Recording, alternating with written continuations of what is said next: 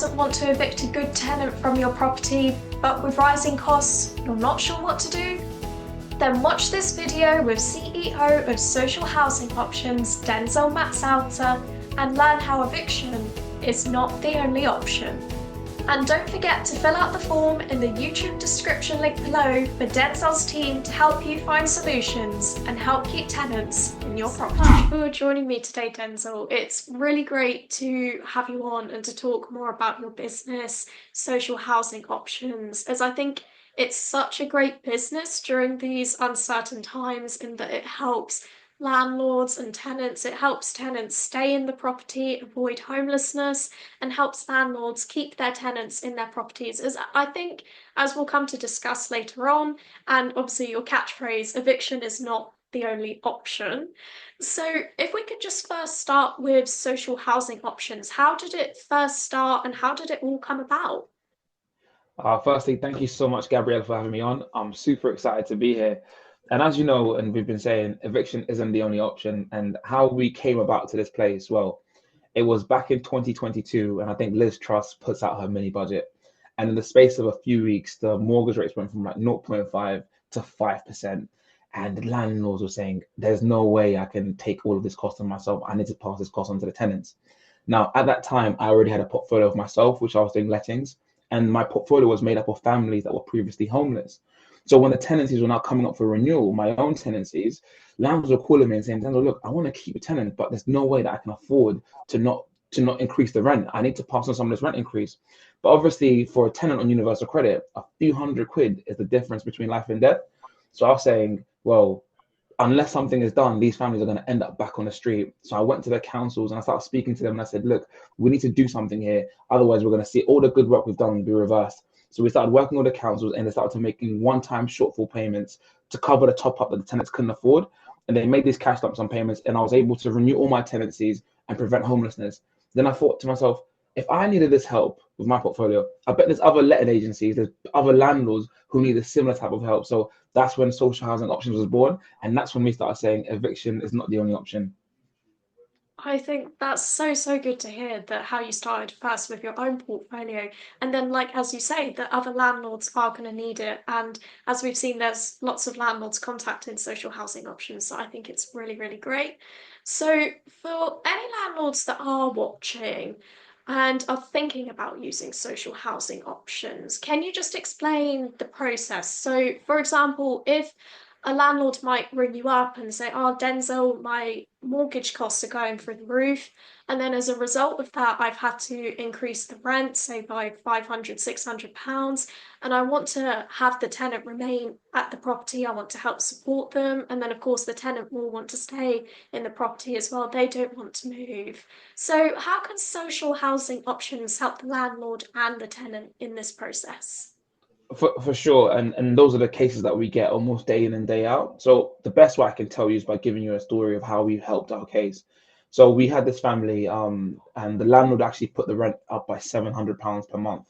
And that family was saying there is no way that we're able going to be able to afford this. So what we did is that we went and spoke to that local council, and then we got a one-time shortfall payment of £7,000 that was paid directly to the landlord's bank account.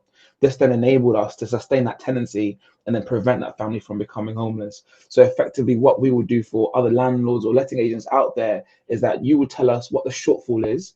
We will then work with that family to make sure we can get that shortfall paid by the council so that we can sustain that tenancy and prevent homelessness. But it goes just beyond shortfall payments as well. We've also been able to start helping families with any rental arrears that they may have.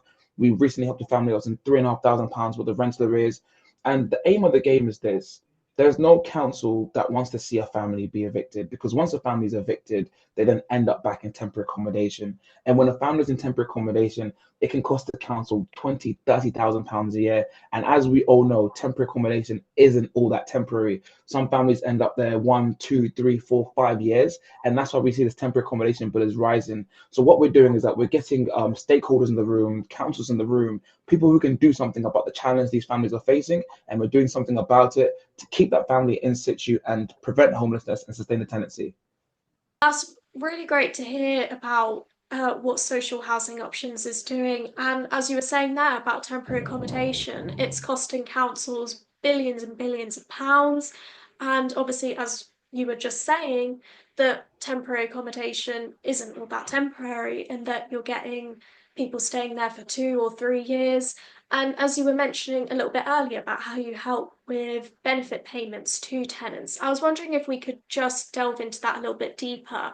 So how do you work with a tenant to find out about these extra benefits or council support that they might not know how they can get it? So I'm really glad you asked me that question because I want to use this as a platform to just raise awareness.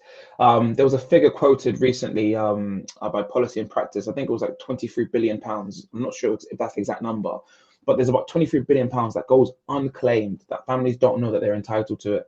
So a lot of the times, the first part when we do our work with families is that we do a benefits assessment. And then when we do this benefits assessments, we sort of see what are you claiming now and what could you be claiming.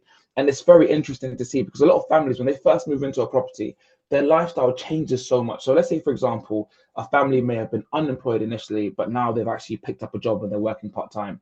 That family is now going to be entitled to more benefits because they're no longer be benefit capped. So it's just a matter of us connecting these dots to that family, sitting down and saying, hey, look, you could actually be entitled to X amount. So I'll give you guys an example. We sat with one family. She was a mother of two in Hackney, and she was on housing benefits. She was getting £900 a month, and her rent was £1,700. And she was also working as locally. I think it was as a cleaner, but not 100% sure on that. But basically, there wasn't much money at the end of the month. But we realized just simply switching her from housing benefit to universal credit and keeping everything the same, we could unlock an extra £1,000 or so a month in income. So for families like this, that's massive because then now we can then go back to the landlord and say, well, look, your rent increase was by X amount. Well, now we've put this much back in her pocket. She can actually afford the vast majority of that by herself. So we've actually been able to put that tenancy right on track without even having to do too much as it is. So it's just understanding the family, their circumstances, their lifestyle choices, and then raising awareness and showing them how they can go from one state to another state and hopefully improve their quality of life and standard of living. That's really, really great to hear how you work with everyone, I think, because it's all about working together. And I guess every client is always different, but it's great to hear about how social housing options help with tenants helping to get their extra benefit payments that they might not actually know that they can get. And Exactly. what I really wanted to ask you about was I guess you might get some common misconceptions from landlords sometimes about the support that tenants can get and the benefits that they receive. So what are the common misconceptions from that you hear about from landlords about tenant support and benefits? I think the biggest misconception that exists is that people that are on universal credit or on benefits, because they receive so much from the welfare system, that they are a certain type of person. Some landlords might say this person is quite lazy or this person is used to having everything given to them, but that is genuinely not the case. These people that are on benefits are neighborhood heroes. They are people who are keeping a family together. They've got two children. They are also working a job, these jobs that we just don't appreciate that keep society running. And it was a study that was done is that whenever these families, whenever they fall into rental arrears or whenever they face rent increases, or it's not that they don't want to pay, it's more so that they can't pay. And the reason why they can't pay is because, like with everybody else, they may face a life circumstance. So maybe one of them is doing a delivery job where they're delivering and dropping off items at the groceries. Remember COVID, these people kept us going. The guys that were dropping off food packages to us, they kept us actually alive in some circumstances. But let's say, for example, the hours shift and they're not earning as much as they used to be able to earn. That impact in their income then impacts the rent that they can pay. So now they're now caught up in this cycle. This life shock has created this cycle. Now they need help to come out of it. So what I would say to landlords, and the biggest misconception is that these people are humans just like anybody else. They work hard just like anybody else. But when they face these life shocks, rather than us sort of saying, look, they're untouchable, they're unrentable, don't go near them, we should more so say, okay, look, you're in a scenario. How can we work together with the support services available so that we can come out of it together? Exactly. And like your catchphrase, eviction is not the only Eviction option is not the because only option. Exactly. exactly. And then, as you were saying there as well, I think maybe some landlords they might just go straight for eviction because they just think that their tenant might not be able to afford a sizable increase. But I think it's just really, really great with what you're doing is you're doing what some charities should be doing, in that you're helping to stop homelessness. And I think a lot of landlords as well, there is like a misconception that a lot of landlords do want to keep their tenants in their properties. A landlord doesn't want to evict a good tenant, right? So I think it's just Never. so important to say that as well. I've never ever seen a landlord want to evict a good tenant. I've actually seen landlords lose sleep in trying to find alternative ways to keep their good tenants. But I've never seen it in my entire career where a landlord said to me, I've loved that tenant. They pay their rent on time, but I just want them to go. I've never seen that. I've seen the opposite. They're saying, thank you so much for calling me or contacting me. And this is exactly what I needed because I want this family to continue. And even with the renters' rights bill coming up next year, these landlords that have had their great tenants, they're not flinching. They're trying to find ways of keeping. They're remaining steadfast, and it's like what's really good to see. They've got this loyalty to each other. The tenant's got the loyalty to the landlord. Landlord's got the loyalty to the tenant. And what we just need to do is just to guide these people to the right options that are available to them to keep everything going well. Exactly, exactly. And I just think it's so important, as I keep saying, it's just what you're doing, and that we're just showing that eviction is not the only option. Yeah, And as you've been mentioning throughout, just some of the stories that you've helped with landlords. So I was just wondering, could you give us some success stories about how you've helped Property 118 landlords keep their tenants and avoid eviction? definitely. Definitely. So I don't want to drop names just as of yet, but we worked with a client that we got from Property 118, and it was a mother with two children. This was a simple bread and butter case for us anyway. She was facing a rent increase of £300 per month. She was wonderful, to be honest with you. When you're dealing with a wonderful tenant and a wonderful landlord, it was just a simple matter of meeting up with this family. And what we do when we meet up with the family is that we help them do what's known as a at risk of homelessness application. So what this application is all about, it says that this family is at risk of becoming homeless because of the rent increase or the rental arrears that they're in. So we assisted that family with making that application. And now that application has gone directly to the council. And we're actually in the negotiation phase now of making sure that we can get that one-off cash lump sum payment paid to the landlord. So that should be getting wrapped up in a matter of weeks. But it's not just that case. We've got a few other cases as well with P118 landlords, Property 118 landlords, sorry. And yeah, we're looking forward to just taking it to the next level. That's really great to hear. And will it be including a YouTube description link below for any landlords to find out more about you? And there'll be a contact form at the bottom in the YouTube description. So, one of the questions I really wanted to ask you was about when you're dealing with councils. I can imagine sometimes you might, I guess you get sort of good eggs, bad eggs in councils, don't you? Yeah, So, yeah, how do you yeah. overcome those challenges when you're working with councils? So this is a really interesting part that you've put there because there is no such thing as a bad council. And similarly, there's no such thing as a good council. It's more so there's a good person that's working within a council or a bad person that's working within a council who then shapes how you view and see that council. And it's no lie to say some people that work at the councils generally aren't that inspired. But on the other side, you meet some people who are so passionate, so driven, and they literally are like a breath of fresh air. So I think the ways of overcoming that is knowing who you're dealing with. That's the first thing. Is this someone that's being cooperative? Are they being progressive? If they are, you will know because everything is happening in a nice and smooth manner. But then you sometimes realize, am I working with someone who's giving me friction, who's challenging me when it doesn't need to be challenged? Some instances, some people from the council just aren't that trained. Sometimes I'll have a staff member join my business, I'll train them up in 2 weeks, and they're already challenging council staff who've been there for years. And in such scenarios, you need to make sure that as members of the public, we have points of redress with the council. So every council is accountable to the local ombudsman, and there's a complaints process that you can follow. So, and this is not just to do with housing, this is across the board. So let's say, for example, we know our rights under the Homelessness Reduction Act. We know that we're supposed to receive a personalized housing plan within a certain amount of time frame once we've made an at-risk of homelessness application. So we know what we're supposed to get, and we're not getting those things. We have a right to file a stage 1 complaint. And then subject to that complaint not being satisfied, we can take it to stage 2. Subject to stage 2 not being satisfied, we can take it all the way up to an actual complaint with the ombudsman. And if you actually look, there's a bunch of case laws where charities, individuals, professionals have challenged councils and they've won. So it's a matter of ensuring that you know your rights, you know your stuff, and you know when to challenge councils when they're not doing what they're supposed to be doing, but then also working with and cooperating with those people who know what they're doing, who love what they're doing, and they want to push what you're doing forward, and genuinely want to have a positive impact in the community. Because without the council, this doesn't work. So we need them, and honestly, a massive pat on the back to those that are doing a brilliant job, because they're amazing. Exactly. I think you were saying earlier that councils don't want to have tenants that are homeless on the street. They actually do want to help, and I just think it's so important that we do actually all collaborate and work together to stop homelessness. And as your catchphrase, that eviction is not the Eviction only option. is not the only option. Yes. And so, what I wanted to also ask you as well is that you were mentioning earlier about the renters' rights bill and that sort of some landlords are really worried about it. So, have you seen a spike in landlords contacting you since the renters' rights bill, or has it just kind of been the Definitely. same?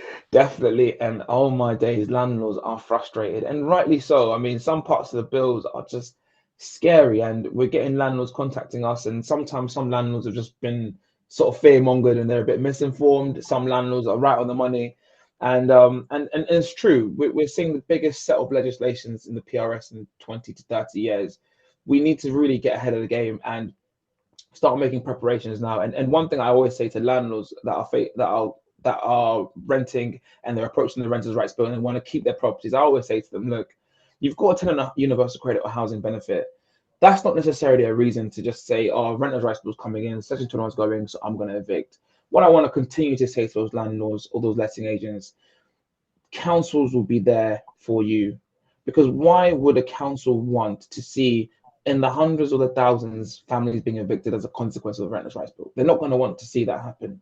So don't think it's going to be the worst case scenario. There are probably going to be likely more options than you think should you face the worst case scenarios 6, 12, 18 months down the line. Of course, none of us can see that far ahead, but one thing that we do know is for sure, councils don't want the temporary accommodation numbers to rise. And so long as that remains as a fact, I'm sure we can work collaboratively to find solutions should you have problems. So I say don't be quick to press the panic button and evict that family just because they're on universal credit housing benefit. And I'll say it again, say it once more, eviction is not the only option now and tomorrow.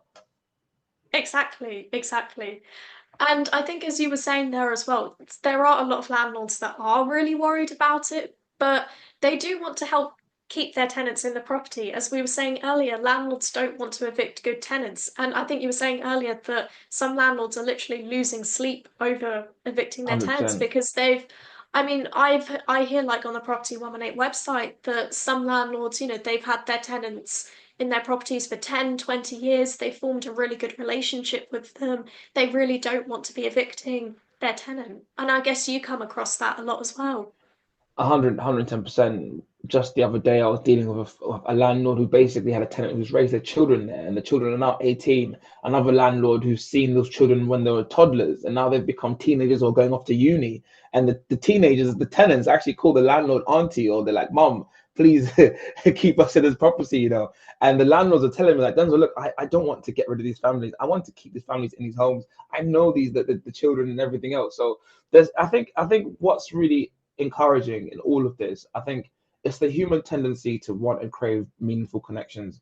And I think whenever landlords and tenants form these meaningful connections, we see genuine community happening. And once we see that community happening, there's an inbuilt resilience that's born from the landlord and the tenant. And that's when the magic happens. And that's when they start to being creative. And that's when they start to think, well, look, I don't want to just go down that road. And I'm open to hearing solutions from social housing options on how we can prevent homelessness. Exactly. And so for any landlords that are watching that they sort of might be a bit on the fence, why should they use social housing options?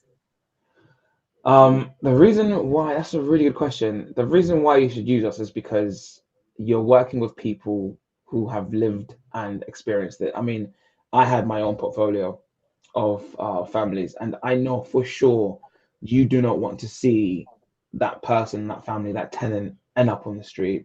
You don't want to see them end up in temporary accommodation, end up in a B&B, end up in a hotel. And yes, a lot of objections that we hear that it just sounds too good to be true. But one thing I'll say is that you have nothing to lose and everything to gain. So it's one of those scenarios where it's a win-win, and you will see that family that you don't want to see end up on the street, not end up on the street, but stay in their home. So this is more so something where we can say, look, that thing that you're stressed about, that mortgage rent increase that's gone up, that rental arrears that you're facing, you're not alone. We're here to support you. And all you've got to do now is just take the first step and just give me a call and we can just talk it through. That's really, really great. So I hope that any landlords that are watching that they do give Denzel a call. Well, thank you so much for joining me today, Denzel. It's been really, really great to chat to you today. Thank you so much for coming on. Thank you, Gabriella. I really appreciated it. And once again, love what you guys are doing and thank you for having me.